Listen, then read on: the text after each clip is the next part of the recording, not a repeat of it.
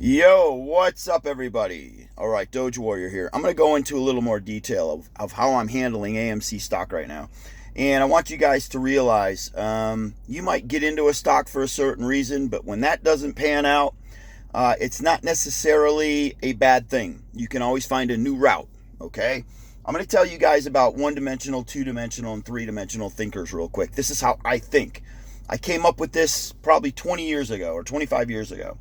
And this is how I realized I'm a three-dimensional thinker, and this has a lot to do with my success and your success or your failure.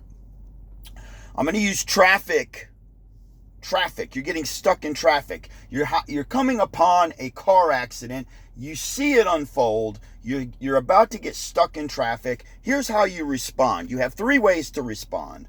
A one-dimensional thinker will just fall right behind the car in front of them, and they will wait it out. They will slowly grind forward, and they will just wait it out behind the car in front of them. That is a one-dimensional thinker. A one-dimensional thinker doesn't stand a chance against a three-dimensional thinker. They will get beat every time, at every angle, around every corner. Three-dimensional thinkers in life generally are more successful.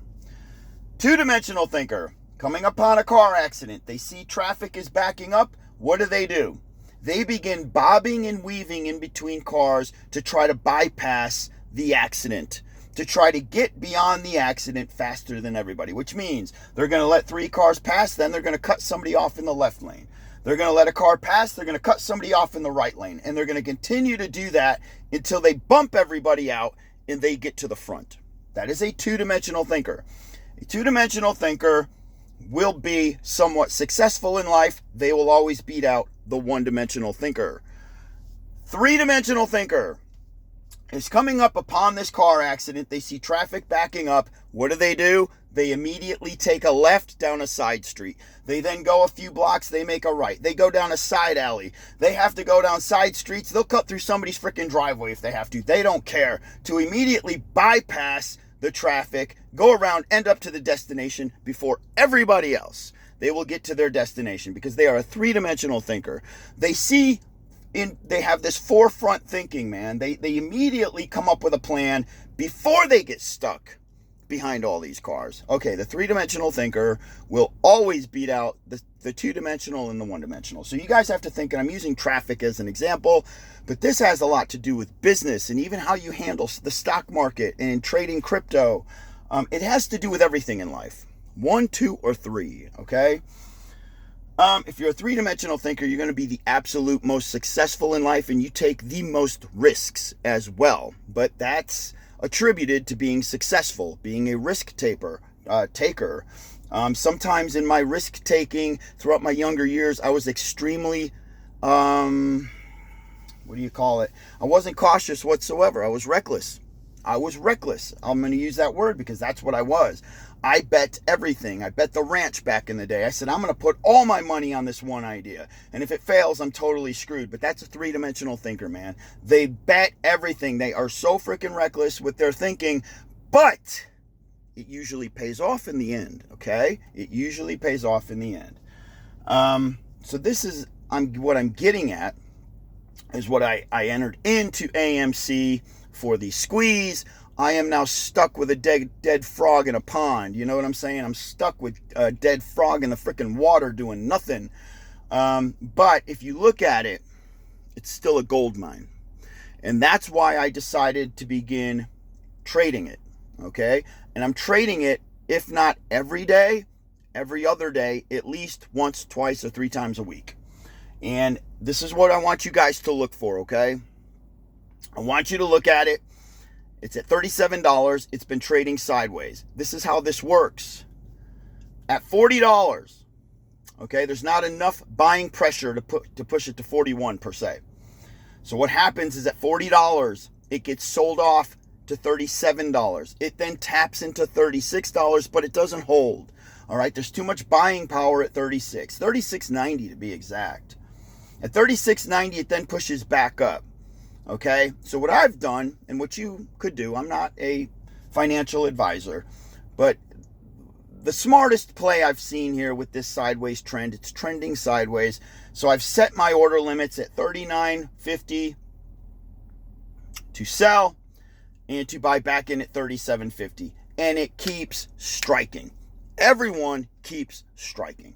I have done it enough to gain 400 free shares of AMC. And I'm continuing to do it. Now, again, I'm not a financial advisor. You're probably going to lose a lot of money doing this. Okay? Because I'm glued. When I'm doing it, I'm glued to the screen to make sure I'm not getting burnt. It's trending sideways. What if it was trending down? What would you look for? First of all, if it's trending down, you have to catch the trend before you invest. You know that 37 I told you about, and it taps into the 36.90? Well, what if next week it taps into the 36.90 and goes to 35? And then what if the following week from the 35 it taps into, say, 34.90, 34.80? Well, now it's trending down. Now you got to watch out, because it's going to find this new little area to live in. Okay? The new high could be, let's say, 37, and the new low is 34 or 35, whatever. So now it's trending down, but it's trending down, but it could still create a sideways trend for, say, 3 to 4 weeks that you now can make money in that area. But let's say it starts trending up. What's trending up mean? That means the new high, instead of it being 40, is going to go to 43. And the new low is 40. So let it trade sideways from, say, 43 to 40 for a couple weeks and catch that trend. You then start trading in that trend. Okay? This is what I meant with my video yesterday, and this is what I'm doing. I'm finding and catching the trend, and I'm trading within the trend. And I'm gaining a shit ton of money doing it. Now, you guys, you got to realize I bought my first batch. I started with 2,000 shares. I started my first batch at $30. My next batch was at $50. I had an average of 41, barely 41. It was 40 and some change.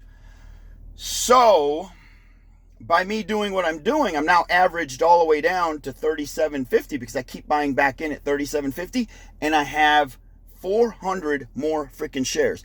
Basically what you're doing, don't look at it like you're losing money because you're selling. Look at it as I'm pausing at 40 and I'm restarting at 37. I'm stopping the clock at 40, I'm restarting the clock at 37. You see what I'm saying? And when I restart the clock, I'm going to have a shit ton more shares when I restart the clock. And the more times I can stop and start the clock, the more money I'm going to make. Now, again, here's the downside. At some point, it's going to trend up.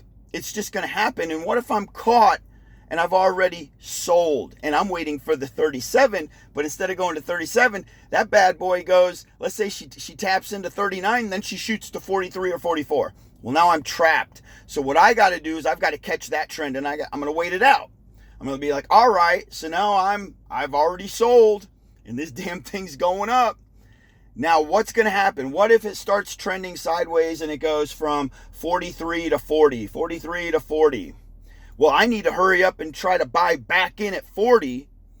See what I'm saying? And catch the trend up, which means I failed at that attempt. And even if I lose a share or two, I don't care. I'm up 400 shares right now. So who cares if I lose 50 shares because I missed a trend? Or a new trend was being created and I got stuck in the middle of it. You see what I'm saying? Who cares if I lose it? I'll take that 50 off, because now I'm gaining a new position. I'm at 43 and I'm going to be going to 40, 43 to 40, 43 to 40. Just an example. Again, guys, you can lose all your money doing this. It's the most risky way to trade, but I'm bored off my ass sitting on 80 AMC waiting for this stupid thing to explode. Which I'm sure you guys are too, man. You know what I'm saying? And until that happens, I'm going to continue to risk all my money. Now, mind you, $75,000 is where I started with this, and every time I traded, I make $4,000. So I started with 75, I then went to 79, I then went to 80. Excuse me, $83,000. And you see where I'm going with this? Yeah, $87,000. I'm gaining $4,000 every time I trade it. Some people do this shit for a living. I don't do this for a living. I don't recommend it either, because I know at some point, again, I'm going to get burnt. okay, then I have to reassess the whole game plan and start over. But hopefully I'm always going to be starting over with a hell of a lot more shares and a hell of a lot more money. You see what I'm saying? Than when I originally got into this AMC game. So waiting for the squeeze. So there you go, guys. That's what I'm doing. And if you understand it, awesome. If you know how to do it, awesome. You may already be doing it and making money, man. And now I just told you I'm doing it too. So we're in this game together. If you have no idea what the hell you're doing, you damn sure don't need to do it. Do not freaking do it. I'm not a financial advisor. You're probably going to lose all your money. Don't blame it on me. All right, guys. Have an awesome Saturday. Doge Warrior out, baby. Shaboom. Peace.